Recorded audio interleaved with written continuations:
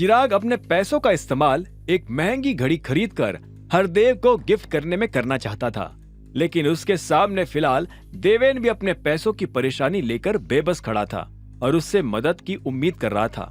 पहले चिराग उसे पैसे देने में थोड़ा हिचकिचाया, लेकिन देवेन के मुंह से ब्याज की बात सुनते ही उसने धीरे से सिर हिलाकर हाँ कर डाली।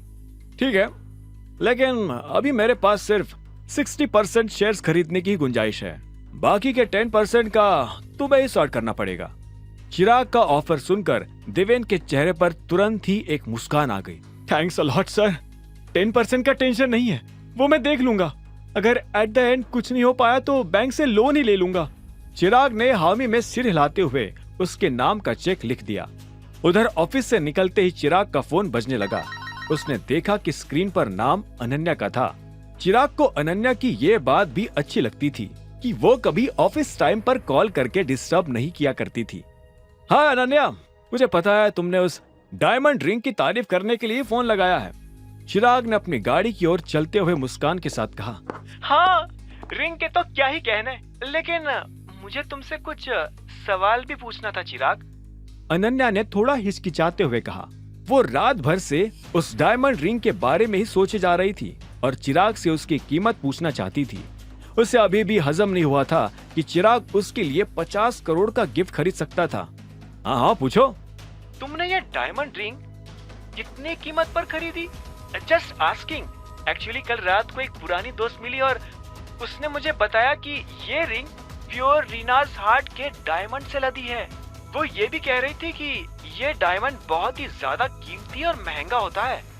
अनन्या का सवाल सुनते ही चिराग ने एक राहत की सांस ली। उसे पहले ये लग रहा था कि अनन्या कुछ और उल्टा सवाल ना कर बैठे। अरे इतना सब कुछ बताया है तुम्हारी फ्रेंड ने, तो फिर कीमत भी बताई दी होगी, है ना? हाँ, 50 करोड़। मैं तो ये प्राइस सुनकर एकदम हिल गई। और नॉट बीइंग रूड, लेकिन मुझे थोड़ा थोड़ा ये भी लग रहा था कि वो बढ़ा चढ़ा कर बोल रही थी, इसलिए तुमसे कंफर्म करने के लिए फोन लगाया। अनन्या के मुंह से उस डायमंड की कीमत सुनते ही चिराग के हाथ से उसका ऑफिस बैग नीचे गिर गया। उसे समझ नहीं आया कि जो अंगूठी उसने सिर्फ 5 करोड़ में खरीदी थी, वो अचानक लोगों को 50 करोड़ की कैसे दिखाई दे रही थी। चिराग अपनी जगह पर ही सुन्न पड़ गया था और उसकी ओर से कुछ भी जवाब ना सुनकर अनन्या फिर से बोल पड़ी। चिराग, हेलो। हाँ, चिराग हकलाते हुए बोला। अच्छा सुनो ना, मेरे एक अर्जेंट अपॉइंटमेंट है, फिलहाल बाद में बात करते हैं। ये कहकर ही चिराग ने फोन काट दिया। कुछ सेकंड्स तक सोचने के बाद उसने अपने फोन पर उस आदमी का नंबर डायल किया जिससे उसने ये डायमंड रिंग खरीदी थी। वो आदमी इंटरनेशनल बिजनेस करता था और उसके लिए तरह तरह के डायमंड्स में डील करना रोज का काम था। हेलो मकसूद भाई, एक सवाल करना था आपसे। वो ब्लू डायमंड जो आपने बेचा था मुझे, कितनी कीमत पर बेचा था? चिराग ने आंखें सिकोड़कर पूछा। Blue diamond? यही कुछ 5 करोड़ के आसपास का था ना?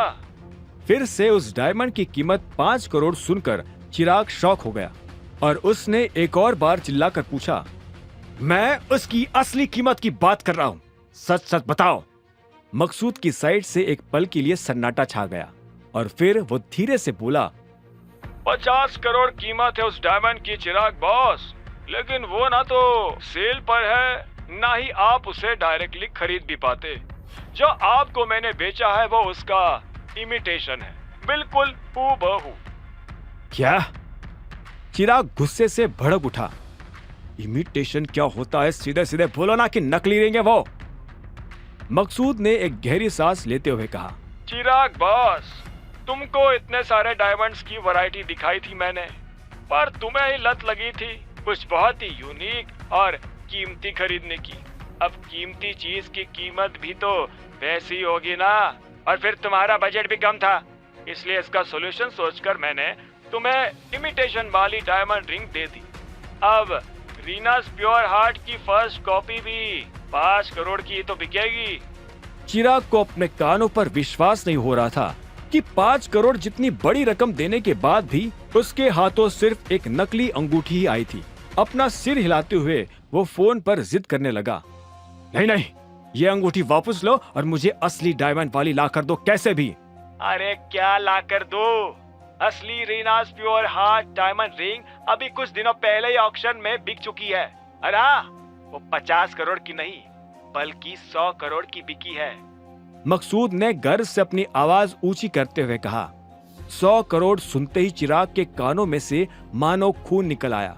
उसे समझ नहीं आ रहा था कि गुड़गांव या फिर पूरी दिल्ली में भी आखिर ऐसा कौन सा रईस ज्यादा आ गया था जिसके पास 100 करोड़ रुपए थे सिर्फ एक अंगूठी पर खर्च करने के लिए। चिराग को समझ नहीं आया कि वो अब उस डायमंड डीलर को क्या जवाब दे, इसीलिए उसने उसका तुरंत ही फोन काट दिया। अपना ऑफिस बैग जमीन से उठाकर चिराग लटका हुआ चेहरा लेकर अपनी गाड़ी के पास पहुंच गया। गाड़ी सड़क पर निकल आई और उसे चलाते हुए अब चिराग भी यही सोचने लगा था कि जो हो रहा था उसे होने देने में ही भलाई थी। उसने सोचा कि अगर उसकी औकात असली डायमंड रिंग खरीदने जितनी नहीं थी और अनन्या को वो नकली रिंग ही असली लग रही थी तो इसमें प्रॉब्लम क्या थी। उसने तुरंत ही अनन्या को फिर से कॉल लगा दिया। हेलो चिराग। सॉरी, वो बीच में ही तुम्हारा फोन काटना पड़ा। तुम क्या पूछ रहे थी उस वक्त? चिराग ने नकली मुस्कान लाते हुए पूछा। फोन की दूसरी साइड अनन्या ने अपना गला साफ किया और धीरे से कहा, हम उस डायमंड रिंग के बारे में बात कर रहे थे जो तुमने मुझे गिफ्ट करी है। अरे हाँ। चिराग हल्का सा हंस पड़ा। तो तुम्हें उसकी असली कीमत पता चली गई? हाँ, वैसे एक बात कहूँ, वो रिंग मैंने 50 करोड़ की भी नहीं बल्कि एक ऑक्शन में उससे ज्यादा की खरीदी है। अनन्या को अपने कानों पर विश्वास नहीं हुआ और उसने हाफते में पूछा, तुमने ये रिंग ऑक्शन से खरीदी? हाँ, सिर्फ तुम्हारे लिए। इनफैक्ट अगर तुम अभी हाँ कर दो उस गरीब को डाइवोर्स देकर मेरे पास आने के लिए तो ऐसे ही गिफ्ट्स की लाइन लगा दूं मैं। चिराग ने अपने पैसों पर घमंड करने की एक्टिंग करते हुए कहा। दूसरी ओर अनन्या उसकी एक्टिंग को सच माने जा रही थी। उसे ये तो पता था कि चिराग के पास भी पैसों की कोई कमी नहीं थी, लेकिन उसने ये नहीं सोचा था कि वो इतनी महंगी चीजें खरीदने का भी दम रखता था। ओके चिराग, मैं बाद में कॉल करती हूँ, अभी ऑफिस में हूँ, बाय। अनन्या ने हकलाते हुए फोन काट दिया। दूसरी ओर अभिनव वेयरहाउस में स्टॉक देख रहा था कि तभी उसे अपने फोन पर मोंटी का एक मैसेज दिखाई दिया। देवेन ने पैसों का इंतजाम कर लिया है और वो अब अपने शेयर्स वापस खरीदने के लिए तैयार है। मोंटी का ये मैसेज पढ़ते ही अभिनव थोड़ा नाराज हो गया। वो नहीं चाहता था कि देवेन के लिए मुश्किलें इतनी जल्दी सुलझ जाए। तभी अभिनव ने नीचे मोंटी का एक और मैसेज देखा जिसमें लिखा था कि उसकी पैसों से मदद चिराग ने की थी। चिराग का नाम पढ़ते ही अभिनव की नाराजगी और भी ज्यादा बढ़ गई। वो मोंटी को फोन लगाने ही वाला था कि इसी वक्त उसके पास मायरा आ पहुंची। सर, मैंने उस साइड भी चेक कर लिया है, स्टॉक्स बराबर है। अभिनव ने उसकी ओर सिर हिलाकर कहा, ठीक है, तुम फिलहाल यही रुको, मुझे ऑफिस से कुछ फाइल्स लेकर आनी है। I will get back to you, okay? पर सर, फाइल्स तो टीना भी उठा कर ला। मायरा अपना सुझाव दे पाती उससे पहले ही अभिनव वहां से चला गया। अपने कैबिन में घुसते ही उसने सीधा मोंटी को फोन घुमाया जो उसने दूसरे सेकंड उठा भी लिया। Yes tiger. मैंने तुम्हारा मैसेज पढ़ा अभी। देवेन से मिलने कब जा रहे हो फिर? वेल, मैं तो तुम्हारी ऑर्डर का वेट कर रहा था, तुम बताओ कब जाना है? मोंटी ने आराम से कहा। अभिनव ने अपना सिर हिलाया और कहा, अभी सिर्फ जाना ही नहीं है, अभी जाकर देवेन को यह बताना है कि मैं अपने शेयर्स उन कीमत पर नहीं बेचने वाला हूं जिस पर खरीदा था। मार्केट के हिसाब से उनकी वैल्यू अब डबल हो गई है, इसलिए मुझे अमाउंट भी डबल चाहिए। उसको बोलना 5 दिन के अंदर ही सारा पेमेंट चाहिए। अभिनव की बात सुनते ही मोंटी एक पल के लिए शांत हो गया और फिर धीरे से उसने पूछा, और ये तो बेरहमी हो जाएगी ना टाइगर? मोंटी को इस बात का अंदाजा नहीं था कि अभिनव और देवेन के बीच दुश्मनी थी, इसीलिए उसका ये सवाल सुनकर अभिनव भी हल्का सा मुस्कुरा दिया और उसने ये कहा कि ये बेरहमी नहीं, बिजनेस है मोंटी। कंपनी में शेयर्स खरीदकर मैं प्रॉफिट कमाने बैठा हूँ, ना कि समाज सेवा करने। ठीक है, मैं उसे ये इन्फॉर्मेशन दे देता हूँ और रिप्लाई आते ही तुमसे कांटेक्ट करता हूँ। मोंटी के आखिरी शब्द सुनते ही अभिनव ने फोन काट दिया और इसी वक्त उसे कैबिन का दरवाजा खटखटाते हुए सुनाई दिया। उसने उस कांच में से देखा कि बाहर एक लड़की खड़ी थी। कम इन। सर, मिस्टर अकरम आपसे मिलने आए हैं। टीना ने थोड़ा अंदर आकर कहा। अकरम का नाम सुनते ही अभिनव थोड़ा हैरान हो गया। उसे लगा नहीं था कि अकरम उसके ऑफिस ही पहुंच जाएगा, और वो भी बिना बताए। ठीक है, उन्हें अंदर भेज दो और तुम वेयरहाउस चली जाओ। अभिनव का ऑर्डर सुनते ही टीना कैबिन के बाहर चली गई और अकरम दरवाजा बंद करके अंदर आ गया। तुमसे आजकल मुलाकात ही नहीं हो पा रही है, क्या बात है? कुछ दिनों पहले अलायना भी इसी तरह आ गई थी। अगर ऐसा ही चलता रहा तो स्टाफ को लगेगा ही नहीं कि मैं बस एक सीधा सादा आम मैनेजर हूं। अभिनव ने हंसते हुए कहा, हैव अ सीट। चिंता मत करो, मैंने तुम्हारे एम्प्लॉय मायरा को इन्फॉर्म कर दिया था कि मैं यहाँ कुछ सीसीटीवी कैमरा खरीदने के लिए मीटिंग करने आया हूँ। अकरम ने मुस्कुराते हुए अभिनव को दिलासा दिया। अभिनव भी जवाब में मुस्कुरा कर बोल पड़ा, बहाना तो ठीक है अकरम, लेकिन तुम अचानक यहाँ पर, कुछ समझ नहीं आया। अभिनव ने फीकी मुस्कान के साथ पूछा, बात अर्जेंट है टाइगर। कल रात मैं डॉन से मिला और उसने मुझे सब कुछ बताया कि तुम्हारे और उसके बीच क्या हुआ है। अकरम ने सीरियस होकर कहा, जिसके साथ ही अभिनव ने भी गुस्से में कहा, उस जानवर को मैंने रुकने के लिए कहा था अकरम, पर वो माना ही नहीं। मुझे तो ये समझ नहीं आ रहा है कि इस तरह के भद्दे लोग हमारे ग्रुप में क्यों घुसे हुए हैं। शांत हो जाओ टाइगर। सबसे पहली बात तो तुम्हें इस तरह अपनी आइडेंटिटी बताने की क्या जरूरत आन पड़ी थी? अरे मुझे कॉल कर लेते एक बार को तो मामला वही सेटल हो जाता। तुम भी जानते हो तुम्हारे लिए अभी टाइगर बनकर बाहर निकलना कितना रिस्की है।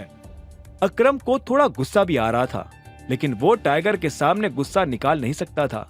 उसकी बात सुनकर अभिनव ने अपना सिर हिलाया और फिर खिड़की की ओर नजरें घुमाकर कहा, मैं तुम्हें कॉल करने वाला था अकरम, पर सिचुएशन काफी बिगड़ गई थी। अगर 1 मिनट की और देरी होती तो मैटर हाथ से निकल जाता। आखिर ऐसा क्या मैटर हो गया था टाइगर? अकरम ने पूछा। अभिनव ने एक गहरी सांस ली और फिर कुछ सेकंड्स तक चुप रहने के बाद कहा, वो साला डॉन मेरी फ्रेंड के साथ बेड पर था। बेसमेंट में जब मैं पहुंचा तो उसके आधे कपड़े निकले हुए थे। अगर 1 मिनट और लेट हो जाता तो वो दरिंदा पता नहीं उस बेचारी के साथ क्या कर बैठता। अभिनव अब अकरम की ओर पलट गया, और अगर वो उसके साथ कुछ कर बैठता ना अकरम, तो कसम से उसके खून का निशान भी नहीं मिलता उस क्लब में दोबारा। अभिनव को अपनी ओर घूरते देख अकरम भी अंदर ही अंदर डरने लगा था। उसे महसूस हो गया था कि इस मैटर को टाइगर छोड़ने वाला नहीं था। हालांकि फिर उसे यह भी लगा कि अभी कुछ भी हरकत करके टाइगर दुनिया के रडार में आ सकता था। प्लीज टाइगर, गुस्सा मत करो प्लीज, अकरम ने अपनी आवाज को धीमी करते हुए कहा। अभिनव ने एक गहरी सांस ली और फिर कहा, गुस्सा क्यों नहीं करो अकरम? डॉन जैसे लोगों की वजह से ही दिल्ली गुड़गांव को लड़कियों के लिए नरक बुलाया जाता है। और तुम बिजनेस के नजरिए से भी सोचो ना, अगर ऐसी हरकतें चलती रही तो कौन आएगा हमारे क्लब्स में, होटल्स में? हाँ, उस साले को ऐसी पनिशमेंट मिलनी चाहिए ना कि टाइगर ग्रुप का एक भी मेंबर आगे से दादागिरी करने की हिम्मत ना करे। अकरम ने अपनी सांस छोड़ी और अभिनव की ओर देखकर उसे समझाया, टाइगर मैं तुम्हारी बात से सहमत हूं, लेकिन एक बार तुम भी सोचो, फिलहाल ना तुम सिर्फ अंडरग्राउंड हो, बल्कि हमारे ग्रुप में कोई जासूस भी घुसा हुआ है। कोई भी एक्शन लेने से तुम लाइमलाइट में आकर खतरा मोल ले बैठोगे। तो क्या करूं? और अभिनव गुस्से से भड़क उठा, कब तक अंडरग्राउंड ही बनकर रहूंगा अकरम? अगर ऐसा ही चलता रहा तो टाइगर का दबदबा अपने आप ही खत्म हो जाएगा, और फिर सभी दुश्मन मुझे भी ढूंढकर मार डालेंगे, पापा की तरह। अभिनव अपनी बात कहते हुए फिर से खिड़की की ओर देखने लगा था। उसे अब इस तरह जीवन जीने से घुटन होने लगी थी। हफ्ते महीनों में बदलते जा रहे थे और महीने सालों में, लेकिन उस जासूस को पकड़ने के लिए अभिनव को मजबूरी में दबकर रहना पड़ रहा था। इसी बात से उसे और भी ज्यादा तकलीफ हुई जा रही थी। उसके अंदर की आग को अब अकरम भी महसूस कर पा रहा था। वो अपनी चेयर से खड़ा हुआ और अभिनव के पास आकर उसके कंधे पर हाथ रख के धीरे से बोला, टाइगर। अभिनव उसकी ओर पलटा भी नहीं और खींचते हुए बोल पड़ा, पिछले 18 साल मैंने जिंदगी कीड़े मकोड़ों की तरह निकाली है। कुछ साधन सहारा नहीं था, फिर भी मेहनत करके बेस्ट स्कूल में गया, कॉलेज में गया, लेकिन वहां भी लोगों ने मुझे नकार दिया। क्यों? क्योंकि उनके हिसाब से डिलीवरी का काम करके खुद का खर्चा निकालने पर मुझे शर्म आनी चाहिए थी, शर्म। अभिनव अकरम की ओर पलट गया। और अब जब मुझे मौका मिला है मेरी खोई हुई पहचान वापस लेने का, तो फिर क्यों मुझे ये अंडरग्राउंड गरीब फटीचर होने का नाटक करना पड़ रहा है? अभिनव के चेहरे पर फ्रस्ट्रेशन देखकर अकरम ने गहरी सांस ली और अपना सिर हिलाते हुए धीरे से कहा, मेरे पास वैसे ये कहने की ताकत नहीं है, लेकिन फिर भी कहना चाहता हूं। तुम गलत सोच रहे हो टाइगर। माना तुम्हें अभिनव बनकर रहना पड़ रहा है, लेकिन इसका मतलब ये नहीं कि तुम्हारे पास टाइगर की कोई पावर नहीं है। मोंटी ने तुम्हें सारी प्रॉपर्टीज लौटा दी है। तुम्हारे सिर्फ एक फोन पर पूरा ग्रुप अलट पलट हो सकता है। तुम ये भी तो सोचो। अकरम की बात सुनकर अभिनव खिड़की की ओर पलट गया। पर उससे भी क्या ही होगा अकरम, मैं तब भी अपने इस दो जिंदगी जीने के खेल से बाहर नहीं आ पाऊंगा। मेरा आधा वक्त तो अपनी पहचान छिपाकर रखने में ही निकल जाता है। देखो, अभी के लिए यही बेस्ट ऑप्शन है कि तुम अभिनव बनकर रहो। अकरम ने थोड़ा निराश होकर कहा, भले ही वो डॉन जान गया हो तुम्हारी पहचान, पर मैं उसका मुंह बंद कर दूंगा। बाकी तुम टेंशन मत लो, जल्दी वो जासूस भी मिल जाएगा। पता नहीं ये जल्द आखिर कितना समय और लेगा। अभिनव ने धीरे से बड़बड़ाया।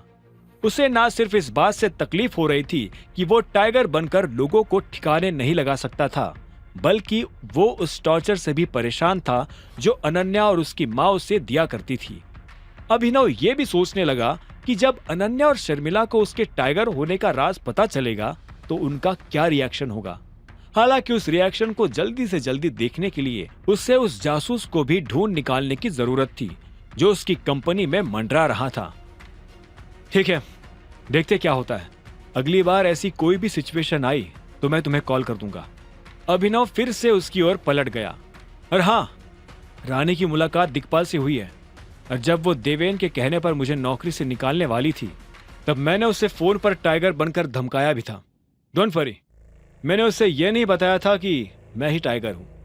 ठीक है, मैं उसको लेकर सीनियर से बात कर लूंगा, अकरम ने कॉन्फिडेंटली कहा और वो वहां से जाने लगा। इसी वक्त अभिनव ने उसके कंधे पर हाथ रख के उसे रोका और वो उसके गले लग गया। टाइगर ग्रुप के साथ साथ अपना भी ध्यान रखना अकरम। टाइगर के मुंह से ये शब्द सुनकर अकरम के चेहरे पर एक बड़ी सी मुस्कान आ गई। डोंट वरी टाइगर, सब सेटल हो जाएगा। इतना कहकर ही वो अभिनव के कैबिन से निकल आया। दूसरी ओर एलेक्स कॉर्पोरेशन में सनी एक लटके हुए चेहरे के साथ हरदेव के कैबिन के अंदर आ पहुंचा। मुझे समझ नहीं आ रहा है दादाजी, पर अब प्रोटॉन पब्लिशर्स पता नहीं क्यों फिर से कॉन्ट्रैक्ट कैंसिल कर रहे हैं। सनी के शब्द सुनते ही हरदेव ने हैरानी से सिर उठाकर उसकी ओर देखा। हैं? मजाक कर रहे हो क्या? अभी तक तो सब ठीक चल रहा था, फिर अचानक क्यों कॉन्ट्रैक्ट कैंसिल होने लगा? वही तो समझ नहीं आ रहा है। वो साले जो उनका मन कर रहा है वो करे जा रहे हैं। भले उस कंपनी के पीछे टाइगर का हाथ हो दादाजी, पर हमें उनके खिलाफ केस तो कर ही देना चाहिए। सनी ने गुस्से से टेबल बजाते हुए कहा। सनी! हरदेव उसका गुस्सा देखकर अपनी चेयर से खड़े हो गए। तुम्हारा दिमाग ठिकाने पर है या नहीं? टाइगर की कंपनी पर केस करके हमारी कंपनी का नाम और निशान मिटाना चाहते हो क्या तुम?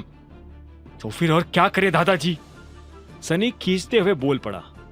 या तो बिजनेस कर ले या फिर टाइगर से दब कर रह जाए, और क्या ही ऑप्शन है। हरदेव ने एक पल के लिए सोचा और वो अपनी चेयर पर वापस बैठ गए।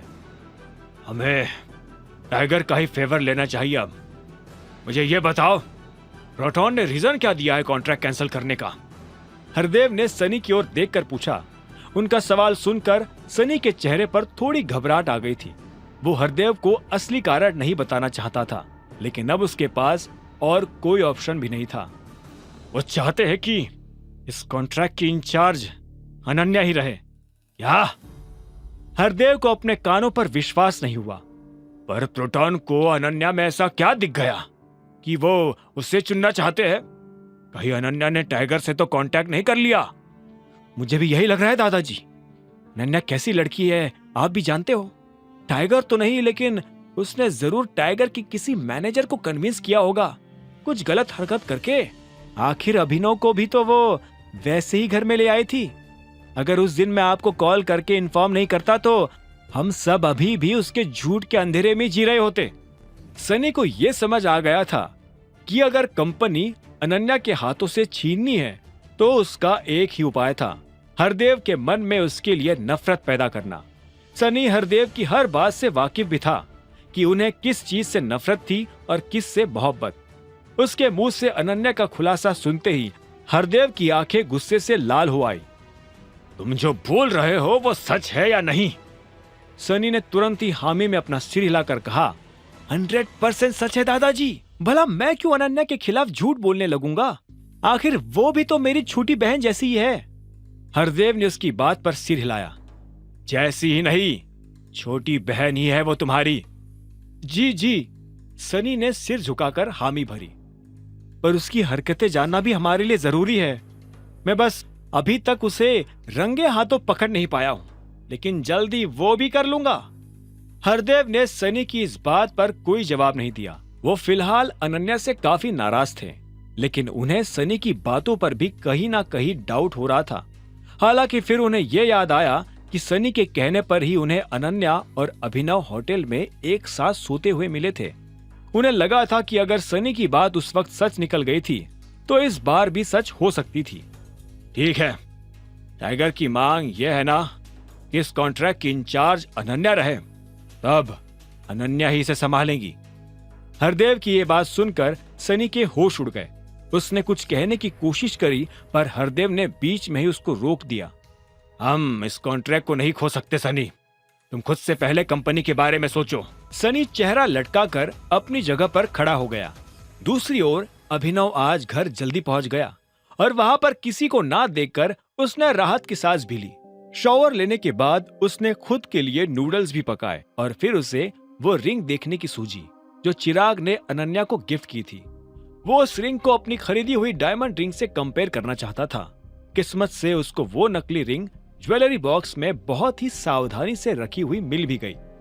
उस रिंग को लेकर अभिनव अपनी गाड़ी में चला गया जहां उसकी रिंग रखी थी। दोनों डायमंड रिंग्स को बारीकी से देखने के बाद ही अभिनव को उन दोनों में अंतर भी नजर आ गया। हालांकि वो अंतर काफी छोटा था और आम लोग उसे वैसे भी देख नहीं पाते। उसकी परख सिर्फ एक डायमंड एक्सपर्ट ही कर सकता था। अगर अलायना के हिसाब से ऑक्शन में बिकी रिंग ही असली थी, इसका मतलब ये चिराग की रिंग नकली है। अभिनव मन ही मन सोचकर हंसने लगा। उसने सोचा नहीं था कि सिर्फ अनन्या को इम्प्रेस करने के लिए चिराग इस हद तक गिर सकता था। उसे लगा था कि चिराग के पास भी बेशुमार पैसा था। हालांकि अब इस नकली रिंग के खुलासे से उसके विचार बदल गए थे। इसी वक्त अभिनव का फोन भी बजने लगा। ये कॉल देवेन का था। अभिनव ने उस फोन को इग्नोर किया। वो यही सोच रहा था कि अगर उसने अनन्या को अपनी रिंग भी दे डाली तो अनन्या इसी सवाल में उलझ जाएगी कि कौन सी असली है और कौन सी नकली। इनफैक्ट अगर अनन्या को एक बार को पता भी चल जाता है कि कौन सी रिंग नकली है, तब भी वो यही सोचेगी कि चिराग उसके लिए असली रिंग लाया था और अभिनव नकली। उसका फोन कुछ ही देर में फिर से बजने लगा। अभिनव ने गुस्से भरी सांस छोड़कर इस बार वो फोन उठा लिया। बोलो। अभिनव ने तुरंत ही अपनी आवाज टाइगर की तरह भारी कर ली। Hello tiger, please. आपने शेयर्स वापस लेने के लिए कहा और मैं मान गया, लेकिन अब डबल प्राइस पर मैं खुद बिक जाऊंगा। प्लीज सर, मेरे पास पैसा रेडी है। जो प्राइस हमने डिसाइड करी थी हम उस पर आज ही डील करके खत्म कर सकते हैं।